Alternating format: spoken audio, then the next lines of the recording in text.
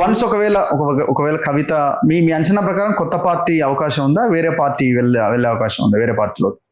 వేరే పార్టీలోని కాంగ్రెస్ బీజేపీ మరి వాళ్ళు తీసుకోవాలి ఒకటి, రెండోది కొత్తగా పార్టీ పెట్టాలా? మీ అంచనా?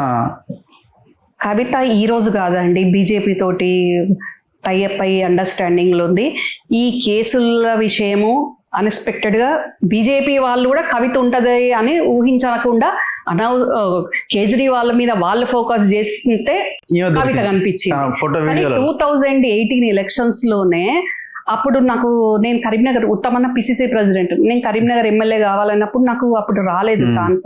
రానప్పుడు నేను కొంచెం బాగానే బాధలు ఉన్నప్పుడు నన్ను బీజేపీ వాళ్ళు అప్రోచ్ అయ్యిండ్రు, మీరు రండి మా పార్టీకి అని అంటే, లేదు నేను ఇప్పటికిప్పుడు కండవ మార్చుకోను, నేను రాను అని అంటే వాళ్ళు చాలా ప్రెషర్ పెట్టిండ్రు నా మీద. నేను యాక్సెప్ట్ చేయలేదు. ఆ టైంలో నాకు తెలిసింది, అదేంటి మీరు కేసీఆర్ మీద కొట్లాడి సిస్టమ్ మీద కొట్లాడి కాంగ్రెస్ లో కొట్లాడితేనే మీకు టికెట్ లేదు, అదే కేసీఆర్ సిట్టింగ్ సీఎం ఆయన బిడ్డ ప్రజెంట్ ఎంపీ కవిత ఆమెనే పార్టీకి వస్తానంటుంది అంటే కవితకి ఏం అవసరం అని వస్తుంది అని నేనంటే అసలు వండర్. ఎంత ఇంపార్టెంట్ పర్సన్ అంటే నాకు చెప్పింది అమిత్ షా గారి టీమ్ లో ఉండే పర్సన్ నాకు చెప్పిండ్రు. ఆ ఎలక్షన్ టీం ఉంటది కదా, మెంబర్స్ ను సెట్ చేసి ఆ టీమ్ లో మెంబర్ చెప్పిండ్రు. ఆయన చెప్పి కవిత ఇప్పుడు ఈ ఎలక్షన్ తర్వాత గవర్నమెంట్ వస్తే ఓకే, రాకపోతే మాత్రం నేను కొంతమందిని తీసుకొని వచ్చేస్తా, నాకు మాత్రం సెంట్రల్ మినిస్టర్ ఇవ్వాలి, నేను గెలుస్తున్నా డెఫినెట్ గా, నాకు సెంట్రల్ మినిస్టర్ ఇవ్వాలి అని మాట్లాడుకుందంట. ఆయన నేను రాను అనేసరికి ఆయన చెప్పాల్సి వచ్చింది. చెప్తే నేను షాక్ అయిపోయినా, అదేంటి ఇప్పుడు ఆల్రెడీ ఎంపీ ఆయన సీఎం ఉన్నాడు రాదు అని ఎందుకు అనుకుంటుంది అంటే, అంత అడ్వాన్స్ గా ఈడ ఏమన్నా కానీ గంగలబోని కానీ నానా లేదు, పార్టీ లేదు, పాడు లేదు, నాది నేను చూసుకుంటా అంటే ఎప్పుడు నేనే అప్పర్ హ్యాండ్ ఉండాలి ఆ రకంగా ఆ కాలంలో. అప్పుడు ఇంకా స్కామ్ లేదు, పాడు లేదు. అప్పుడే మరి బీజేపీ వాళ్ళు అరెస్ట్ చేసినారు కదా, మరి ఈ టైంలో వెళ్తే వాళ్ళు ఎట్లా తీసుకుంటారు, ఈమె ఎట్లా పోతుంది? అంత ఈజీ కాదు కదా. బెయిల్ ఏ రకంగా వచ్చిందండి? బెయిల్ వచ్చినప్పుడు కేసు ఒక పెద్ద లెక్కన వీళ్ళందరి అన్ని కవిత అక్కడ వాళ్ళకి కావాల్సిన డాటా అంత ఇచ్చినాక ఇంకేముంటది? ఏమో కాంగ్రెస్ లో కూడా పోవచ్చు, ఏమో అవకాశం ఉండదా? డెఫినెట్ గా అక్కడ కూడా ఛాన్స్ ఉంది. మల్లికార్జున ఖర్గే గారు మా నేషనల్ ప్రెసిడెంట్ అవ్వడం తోటే మల్లికార్జున ఖర్గే గారికి డైరెక్ట్ ఫోన్ చేసి మాట్లాడింది కవిత. ఎవరు? కవిత డైరెక్ట్ మాట్లాడింది, విష్ చేసింది, అవసరమైనప్పుడు వస్తా అని చెప్పుకుంది, అన్ని ఉన్నాయండి. కొత్త పార్టీకి ఏమైనా అవకాశం స్కోప్ ఉంటుందా? ఆ రిజిస్టర్ కూడా చేసుకుంది కదా. ఏ పార్టీ? కవితదే. చెప్తాను ముందు పేరు చెప్పండి మేడం. ఇప్పుడు ఎందుకండి చెప్పడం, చెప్తాను, అబ్రివేషన్ చెప్పండి. చెప్తాను అది కూడా చేసుకుంది. అందుకే బీసీల సపోర్ట్ కూడా అందుకే అడుగుతుంది కదా, మెజారిటీ పీపుల్ బీసీలే ఉన్నారు కదా. ఇప్పుడు సామాజిక తెలంగాణ ఉంటుంది కదా ఆవిడ, అది 10 ఏళ్ళు అధికారం అనుభవించి ఈ రోజు ప్రభుత్వంలో లేకపోయేసరికి సామాజిక తెలంగాణ గుర్తుకొచ్చిందా? ప్రభుత్వంలో ఉన్నప్పుడు ఎందుకు గుర్తుకు రాలే? 10 ఏళ్ళు ఎందుకు గుర్తుకు రాలేదు? అప్పుడు ప్రజలు గుర్తుకు రాలేదా? అప్పుడు సామాజిక తెలంగాణ గుర్తు రాలేదా? ఇప్పుడు గుర్తుకొచ్చిందా? ఇప్పుడు కూడా నువ్వు సామాజిక తెలంగాణ అని మాట్లాడుతున్నావు, దేనికోసం మాట్లాడుతున్నావు? నువ్వు ఏ పదవి ఆశించకుంటే, నువ్వు ఎమ్మెల్సీ రిజైన్ చేసి ఉంటే, రిజైన్ కూడా చేసే అవకాశాలు కూడా ఉన్నాయి. ఎమ్మెల్సీ నిజంగా రిజైన్ చేసి ఉండి నువ్వు మళ్ళీ ఏ పార్టీ పెట్టకుండా ఏది లేకుండా ఉండి అప్పుడు సామాజిక తెలంగాణ మాట్లాడినా కూడా అది 50% యాక్సెప్ట్ చేస్తారు, 100% చేయరు. ఎందుకు అని అంటే నువ్వు ప్రభుత్వంలో 10 ఏళ్ళు అధికారం అనుభవించినావు, అప్పుడు సామాజిక తెలంగాణ ఎందుకు గుర్తురాలే? ఎమ్మెల్సీ కూడా ఇప్పుడు రిజైన్ చేసే ఛాన్సెస్ ఉన్నాయా? అంటే ఇప్పుడు ప్రజల్ని కొంతవరకు నమ్మించాలంటే చేయాలి కదా. ఓకే, సో మీకున్న సోర్స్ ప్రకారం చేయబోతున్నారు. డెఫినెట్ గా ఇప్పుడు కవిత పెట్టిన డిమాండ్స్ వీళ్ళు ఓకే అనుకుంటే డెఫినెట్ గా చేస్తారు. మేజర్ డిమాండ్ ఏంటండి ఆమె డిమాండ్? పార్టీ వర్కింగ్ ప్రెసిడెంట్ ఇవ్వండి, లేకుంటే నానే ప్రెసిడెంట్ వేయండి అనేది. వర్కింగ్ ప్రెసిడెంట్ అంటే మరి కేటీఆర్ ని సైడ్ చేయాల్సి వస్తుందేమో. కేటీఆర్ ప్రెసిడెంట్ చేస్తే నేను వర్కింగ్ ప్రెసిడెంట్ చేయండి. నువ్వు ప్రెసిడెంట్ ఉన్నప్పుడు కేసీఆర్ ప్రెసిడెంట్ ఉన్నప్పుడు కేటీఆర్ వర్కింగ్ ప్రెసిడెంట్ ఉన్నాడు కదా, అట్లనే కేటీఆర్ ప్రెసిడెంట్ చేస్తే నన్ను వర్కింగ్ ప్రెసిడెంట్ చేయి అని. ఇప్పుడు నన్ను ప్రెసిడెంట్ చేయి, వర్కింగ్ ప్రెసిడెంట్ చేయి అన్నట్టు ఆమె సామాజిక తెలంగాణ గురించి ఎట్లా మాట్లాడుతుంది చెప్పండి? ఇది నిజం అయితే మరి తప్పు అవుతుంది. మీరు చెప్పేది నిజమా కాదా? వర్కింగ్ ప్రెసిడెంట్ నేను చెప్పేది నిజమా కాదా అన్నప్పుడు అలా మరి లెటర్ ఎందుకు ఇవ్వాలి? ఏమున్నది అలా లెటర్ ఇవ్వడానికి? తండ్రికి లెటర్ ఇవ్వడం ఏంటంటే డైరెక్ట్ వెళ్ళి చెప్తారు కదా. వెళ్ళి చెప్పడానికి అక్కడ స్కోప్ లేదు కదా. లేదు అంటే ఆయన అపాయింట్మెంట్ ఇవ్వట్లేదు, ఈమె కలవడానికి ఇష్టం లేదా? ఆయన అపాయింట్మెంట్ కంటే ముఖ్యంగా కూడా పోతే బాగున్నావు అంత వరకే ఉంటది.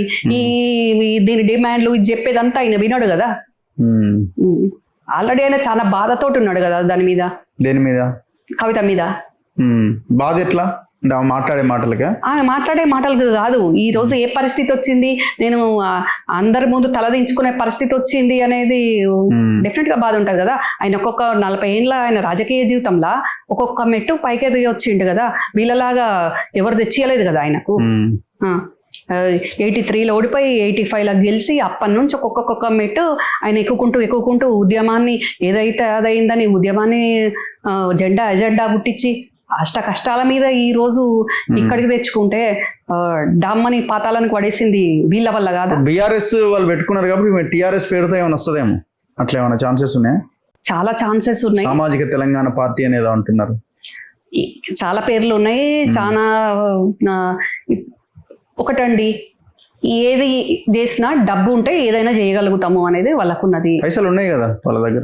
నేనేమంటున్నా, ఆ డబ్బుతోటి మీడియాను కొంటాం, ఆ డబ్బుతోటి ఇంటలెక్చువల్ కూడా మేనేజ్ చేసుకుంటాం, ఎవరినైనా చేసుకుంటాం.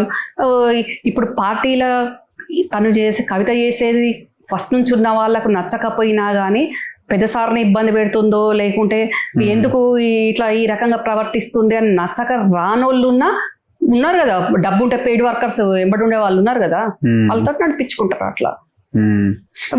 బీజేపీలో కూడా ఇక చెప్పొద్దు కానీ మా పార్టీలో కూడా కొందరు కవితకు సపోర్ట్ చేసే వాళ్ళు కూడా ఉన్నారు. కాంగ్రెస్ లో కూడా కవితకు సపోర్ట్ చేసే వాళ్ళు ఉన్నారా మేడం? ఉంటారా అట్లా? బీజేపీ వాళ్ళైతే అవుట్ రైట్ సపోర్ట్ చేస్తున్నారు కవిత. మీ దాంట్లో కూడా ఉన్నారు? ఉండొచ్చు, కామనే కదా. పొలిటికల్ లీడర్లు అంతా పొద్దుగాలంతా పార్టీ ఆఫీసులలో ఎంత తిట్టుకున్నా సాయంత్రం పూట కలుస్తూనే ఉంటారు కదా. ఏమో ఇక అవన్నీ మీకు తెలిసేమో కానీ అట్లాంటివి నాకు తెలియదు, నేను చూడలేదు కానీ వింటుంటాం అంతే. ఇప్పుడు హరీష్, కేటీఆర్, కేసీఆర్ ఇది ఒక పార్ట్. ఇప్పుడు కవిత బయటికి ఒకవేళ వస్తే బీఆర్ఎస్కి ఏమైనా డ్యామేజ్ అవుతుందని అంటారా మీరు? అంటే ఆమె అన్ని విషయాలు బయట పెట్టడమో లేకపోతే వాళ్ళ గురించి డిస్కస్ చేయడమో పార్టీ డ్యామేజ్ అవ్వడానికి ఎక్కువ స్కోప్ ఉండే అవకాశం ఉంటుందా? లేదు ప్రజలు ఏం పట్టించుకోరా? ఆల్రెడీ స్కామ్ బయటికి వచ్చినప్పుడే 25% డ్యామేజ్ అయింది. సీఎం కేసీఆర్ ఏంది, కేసీఆర్ బిడ్డ ఈ స్కామ్ లో ఉండడం ఏంది, అరెస్ట్ అయినాక 50% అయిపోయింది అది.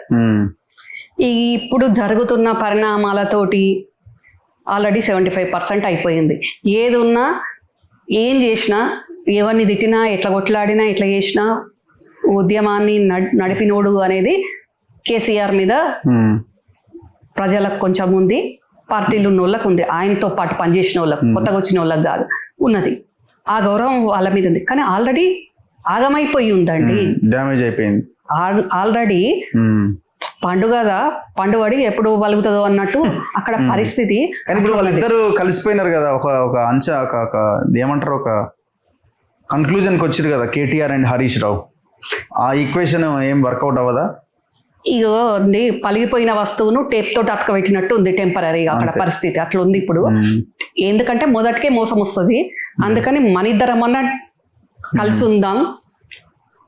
కలిసి ఉండకుంటే ఇప్పుడు బీజేపీ టార్గెట్ చేస్తుంది, కాంగ్రెస్ చేస్తుంది, కష్టమైపోతుంది. ప్రజలు ఎవరు నమ్మరు, క్యాడర్ ఫస్ట్ ఆగమాగమైపోతున్నారు.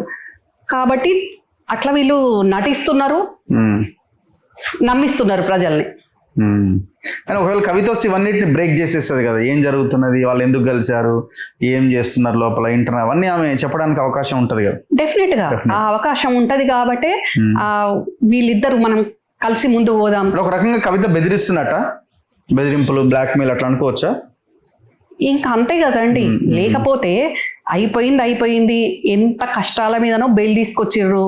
ఆ బెయిల్ తీసుకురావడంలో ఎక్కంగా దిగంగా కేటీఆర్ ఎన్నిసార్లు ఎక్కిండు, ఎన్నిసార్లు దిగిండు అనేది మనం చూసినాము. ఎంత కష్టంగా, ఎన్ని అండర్స్టాండింగ్లు ఎంత అయితే బెయిల్ వచ్చింది అనేది నాలాంటి దానికి తెలుసు, మీకు కూడా తెలుసు అనుకోండి. ఇంత కష్ట నష్టాల కోర్చి ప్రజలకు ముఖం చూపించుకోక క్యాడర్ ముందు తల వంచుకునే పరిస్థితి వచ్చి కూడా నేను బెయిల్ తీసుకొచ్చితే కొన్ని రోజులు సెట్ రైట్ అయ్యేంత వరకు సైలెంట్ ఉండమంటే కూడా ఏదో మునిగిపోయినట్టు ఈ రకంగా ఇప్పుడు పార్టీ లైన్లు ఉండాలి, కానీ పార్టీ లైన్లో పార్టీ తీసుకొని ప్రోగ్రామ్ కవిత తీసుకుంటుంది కదా.